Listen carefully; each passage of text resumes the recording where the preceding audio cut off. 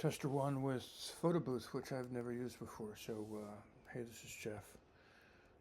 Just sitting here in the basement. I moved in with my father back into my childhood home back in September to help take care of him. 93 years old, dementia, getting pretty bad.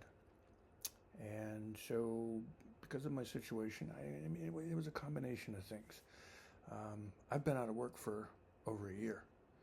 And when he started getting a little bit tight, and talked to my brother, and decided that this would be a good thing. So I just threw all my stuff in storage and moved back in here. And for the most part, it's been good. There are some times where it definitely gets challenging, but it's been cool to be able to spend some time with him. One of the things he loves to do is go out and take rides in the car. And it is amazing the things he'll remember when we're out either in downtown Dayton, because I'm in a little tiny bedroom community of Dayton, just outside of Dayton, Ohio. And we'll drive to downtown Dayton, and he'll start remembering places that he and his Air Force buddies used to go to, because he was stationed here at Wright-Patterson Air Force Base in the Air Force. And then he'll remember things that my mom and I did, like before I was born, when they were dating, whatever. They both grew up in the exact same town in Indiana, didn't know each other until they met each other at a dance at Wright-Patterson Air Force Base. So I'm here doing this, create courses, I've written a lot of books. I'm using AI to do a lot of things. Hey, I'm a graybeard.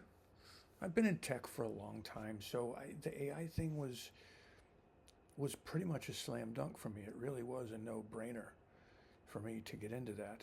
I was working for a company at the time. We were doing supply chain projects with RFID tags, Bluetooth tags, following products through a complete supply cycle from manufacturer all the way to where it ends up on the shelf in a store.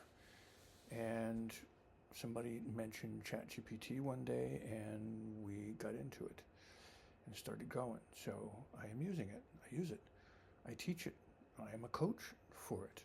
I may do some things at a local college around here as well, helping their staff to get better acquainted with it, to be comfortable with it, to know how to talk to it, to understand how to use it as a collaboration partner rather than just as a new form of Google, right? Where can I do this? How can I do that? It's much more powerful than that. So as I mentioned, I write. I've got one published book with Pact Publishing on UX analytics. I've got some courses on a platform called Udemy, trying to work through those. The one that I've got has been there for the longest. I'm getting close to 15,000 students on that right now. So I'm trying to learn how to market better, to make these other courses take off too, so that can be good residual income for me. At 67, I finally started taking Social Security, so I get that payment. I teach a yoga class here in town just one a week. That's about it, so I don't make a whole lot off of that, but I definitely do enjoy doing that. I've got a great little core group of students that come all the time. And I study as much as I can. Lately, I've been getting a little bit antsy, ready to hit the road again. I went out to Arizona last April. Gosh, almost a year ago now, because it's March 3rd right now. So almost a year ago, I went out and took a really cool little week-long trip where I started in Phoenix and stayed in a place called Cave Creek just outside of Phoenix. Went down to Tucson, then went down to Patagonia, went over to Bisbee, went and visited an old friend in Tubac, Arizona. And I got to tell you, I'm ready to get back out there again. I really am. It's amazing out there. I love the desert Southwest. There's just something so different about it. And one of the first times I went out was way back in, I'm going to say this was probably 85, 86. I had a buddy who was working for Swatch Watch, and he sent me out to go do some video on some of the very first mountain bike races.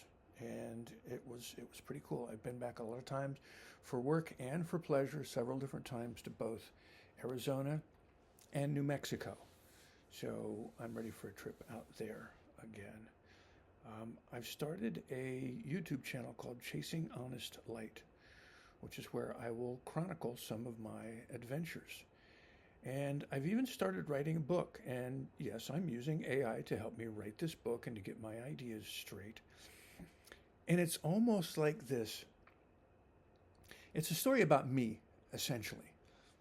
There's a character, and he is me, and he wants to do this. He's retired, and he's ready to hit the road and go out. So I've written this story to almost like follow, but I want other people to benefit from it as well, not just me. I mean, it started as a very creative endeavor, and I want other people to be able to understand what that kind of a life might be like. I know a lot more people are doing it now.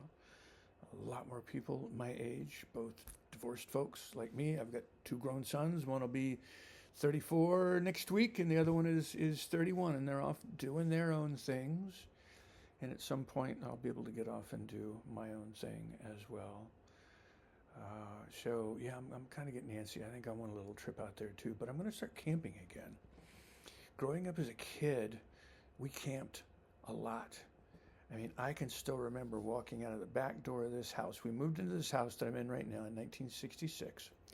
And I can remember walking out of the back door and seeing my dad sitting in the open door of this, I don't know what year it was, but it was a VW panel truck with a sliding side door that he turned into our very first camper.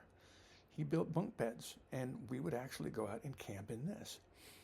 After that, we graduated to a VW with the pop-up top on it. You know, it kind of lifted up like this pop-up top, and there was a bunk up on top, and that's where I slept.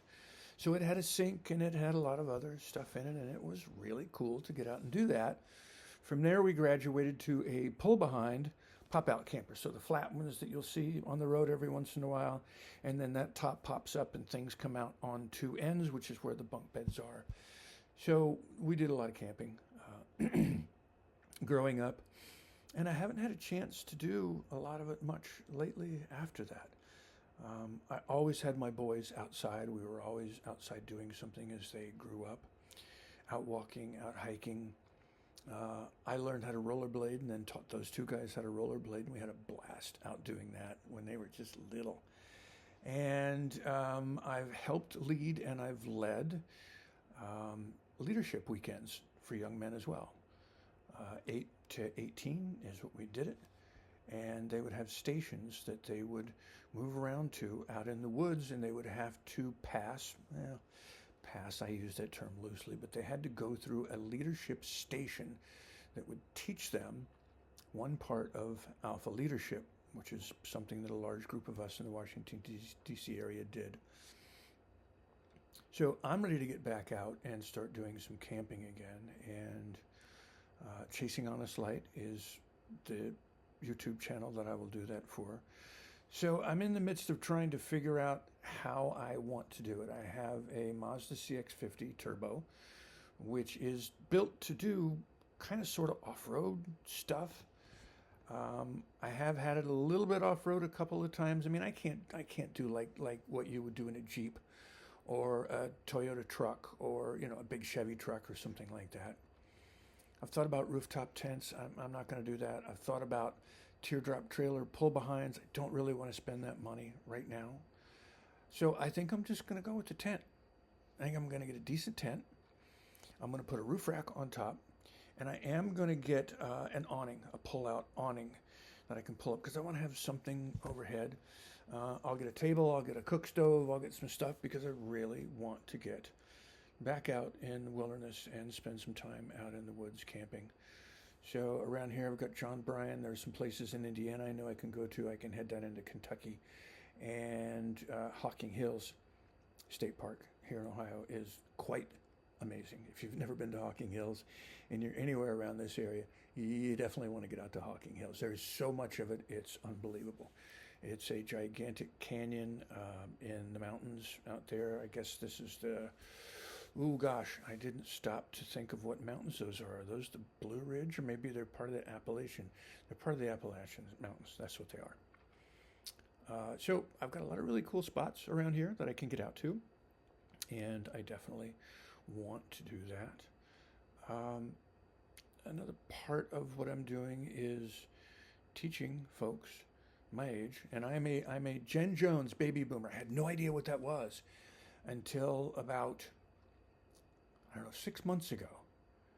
I saw this Jen Jones thing, and we're like the later half of the baby boomers, born like 1954 to 1964 or something like that. So I was born in 58.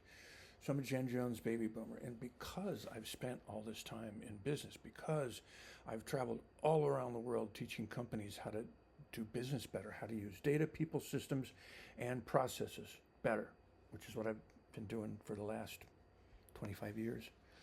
Did some work at the Pentagon, did a lot of work, started this career in Washington, D.C. For 15 years before that, I was in the fashion business in New York City. I went to the Fashion Institute of Technology, and 2 weeks after I graduated, I was in Italy doing work. I was working for a really cool little textile company there at that point in time. So first real profession was, well, hold on, let me go back just a tiny little bit.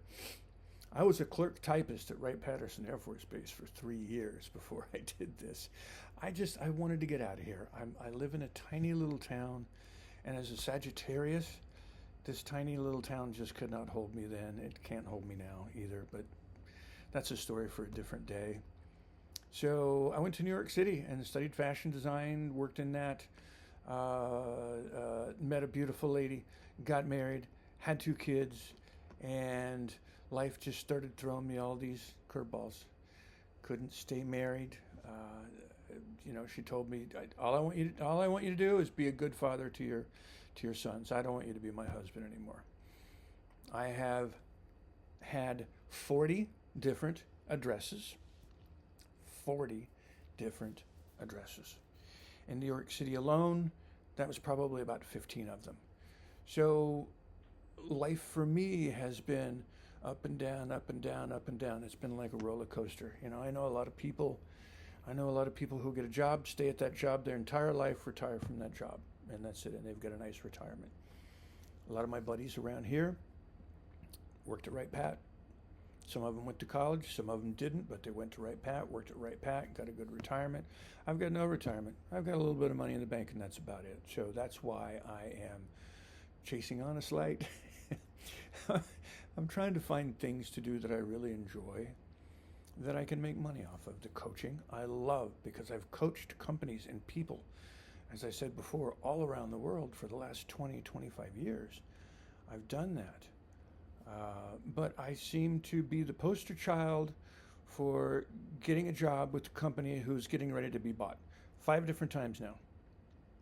5 different times I've started really good gigs with really excellent companies. They get bought, and they completely kill the company that they bought. That just happened to me a little over a year ago, again. So trying to do what I can to keep moving, but teaching us Jen Jonesers, us people in the second half of life. Some of you might be working, some of you might not be working. Doesn't really matter, but man, you've got so much stuff in here. You've done so many things in your life, just like I have. There's so much that you know. And if there's anything you want to learn, I'm the guy that can help you do that. Let's see, what else might I want to tell you right now in this first trial little video here that I'm going through, sitting here in the basement. I don't know, maybe that's about it for this one. Let's go through a couple of other things. So I also write a lot of affirmations for myself, and I use AI to help me do that. I tell it exactly what I would like to do, and it'll write out a set of affirmations for me. I take the affirmations, I record those affirmations in my voice, and then I put them on here. I put them on the phone so that I can listen to them every morning. Well, I got turned on to Suno not too long ago, which is a music creator. So now what I've done, I now have written some songs. I don't know about you, but me, I tend to remember things more when I hear them in song lyrics. I don't know why, but they sink into me a lot faster and a lot deeper. So I've actually used ChatGPT to write lyrics. I tell it exactly what I want, tweak it a little bit. ChatGPT writes the lyrics for me. I take all that, I put those into Suno. I go back to ChatGPT and I'll say, here's the style that I want. I want like a loungy, down tempo style. I want trumpets. I want male and female vocals. And ChatGPT will write out this prompt for me. I put this prompt in Suno, and the music that I'm coming up with is just blowing me away. I mean, it gives me chills when I listen to it. And so now that's what I listen to each morning. I just finished a couple more late last night, finished a couple more. So I have an entire playlist of these, and they go through these things that I'm experiencing in my life and helping me through these, helping me through this point in my life where I'm 67 years old, living in the basement of the home that I grew up in again. And you know, there are a lot of people I tell this to, and they tell me how great I am for coming in and helping take care of my dad like this. And I get it. I absolutely do. I don't know if he could live on his own right now. I'm not sure if he could do that. He probably could. I've got a niece that takes really good care of him. She's a nurse, takes really good care of him. And then my brother's just 3 or 4 blocks away as well. But still, you know, 67 years old and living back in my basement again. Yes, it's a little bit of a reset. And those are some of the things that I've tried to use the affirmations for, is to not get down on myself, which I'm really good at doing. When I make silly mistakes, when I make stupid mistakes, I get down on myself. And I know you shouldn't do that, but I do sometimes. And I'm trying to work my way back up out of this so that I am not a financial burden to my sons. That's my bottom line foundational goal. In my gut, that's my goal. I do not want to be a financial burden to my sons as I get older. I want to be completely independent. And so I'm doing what I can. I'm trying. I'll come back and add some more of these videos again a little bit later as I keep thinking through these things. I've got a couple of different websites which I'm trying to get built up to put these thought experiments through. And I can tell you about a whole bunch of them. I'll actually go through some thought experiments and just kind of talk through how I make the decisions that I make, and how I take a look at mistakes and rework again from the mistakes, right? Like some of the silly decisions that I made, some of the great decisions that I made, and I just keep on moving. So at any rate, this is Jeff. Peace.